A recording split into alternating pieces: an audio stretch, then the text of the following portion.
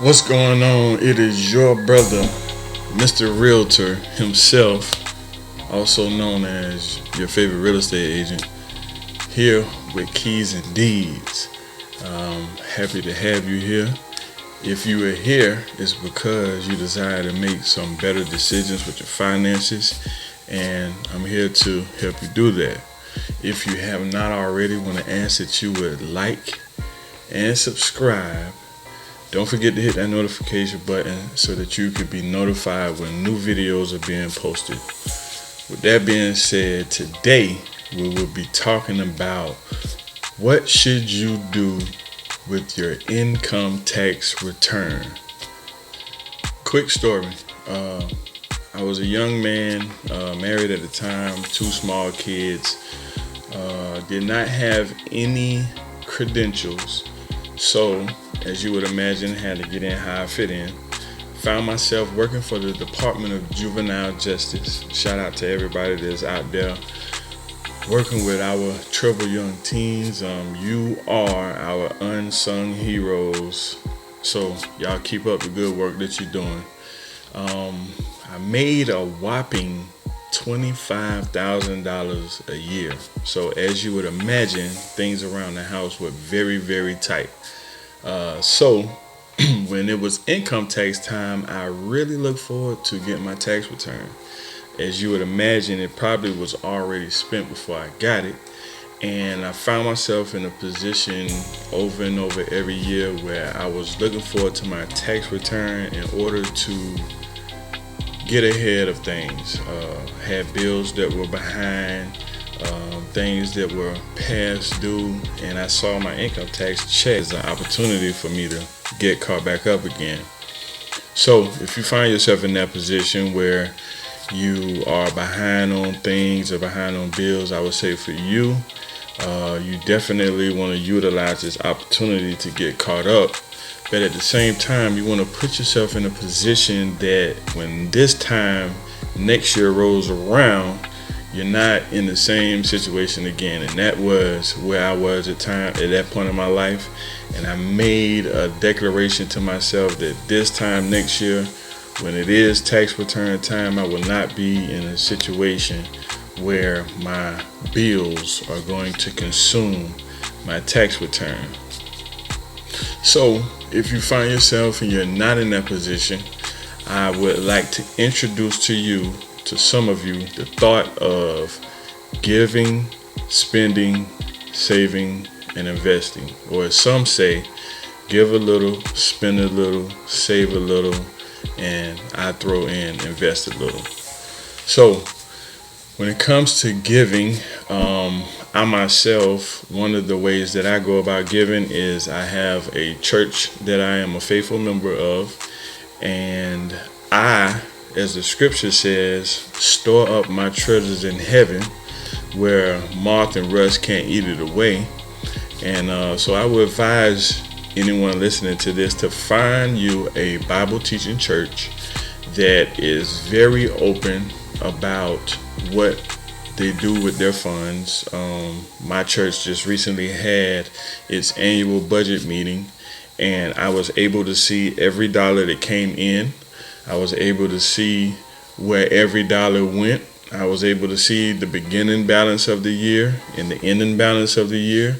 It was a breakdown of all of the different ways that the money has been allocated through the year, along with our intentions for next year.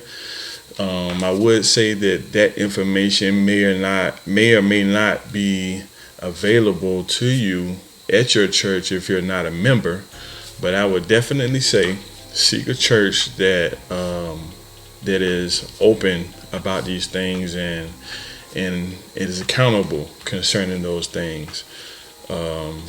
When it comes to spending, I don't think that I would have to inform you too much on spending. I think all of us have that under control. I would say that when it comes to spending, I probably need to talk a little bit about how not to spend. And when it comes to spending, you don't want to overspend. You do want to treat yourself. You know, we work hard and we make a lot of sacrifices. So you definitely want to spend a little bit. You want to treat yourself. Just recently, I found myself to liking sneakers. Something that I wasn't able to get when I was younger. So now that I'm in a much different financial situation and my foot is no longer growing, I can see paying retail for some of these sneakers that they have coming out. But treat yourself. You don't want to go too overboard because we have a plan, and as we continue to do these videos, that plan will unfold.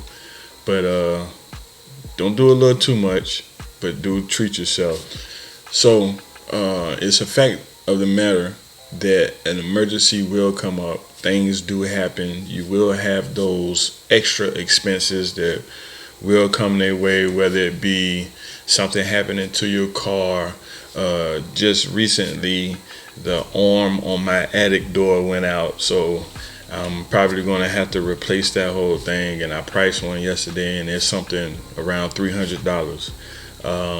All kind of anything can happen. So you have that money set aside in your savings. We call it an emergency fund, so that when those things do happen, we're not taken by storm, but we have that money already allocated and we're able to take care of those things. So you do want to save. Investing. Let's talk about investing. So if you find yourself today in a position where you have debt, such as credit card debt, personal loans, things that you need to pay off, I would say hold off on the investment aspect for now and use that money to tackle your debts, because you don't want to begin to spread yourself thin and begin to try to put money into investments when you have these bills and other debts that need to be paid. So use that money to pay off those credit card debts, those car loans, all of that good stuff.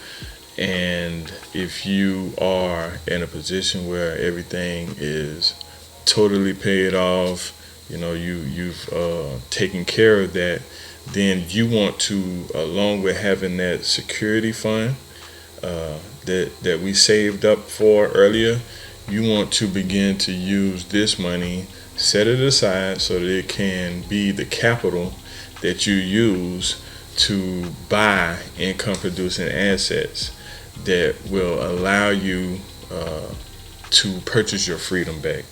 So with that being said, I'll go back over it very quickly.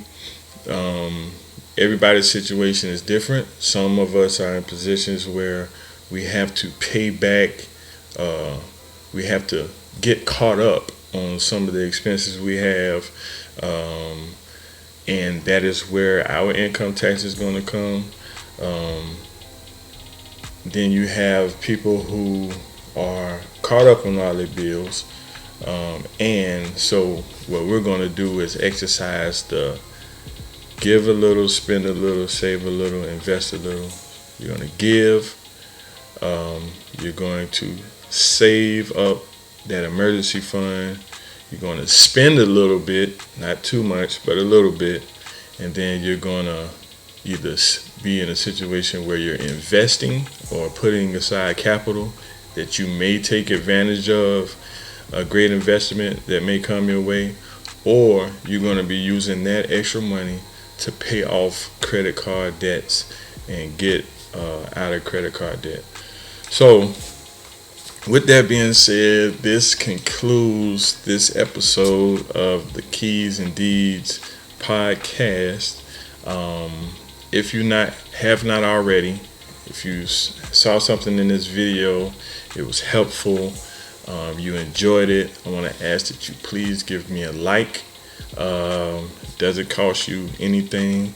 I want to ask that you please take the time to subscribe to the channel and also hit that notification button so that when new videos come about, you will be notified. Again, this is your brother, Mr. Realtor, your favorite real estate agent with Keys and Deeds. I'm looking forward to the next episode. Talk to you soon.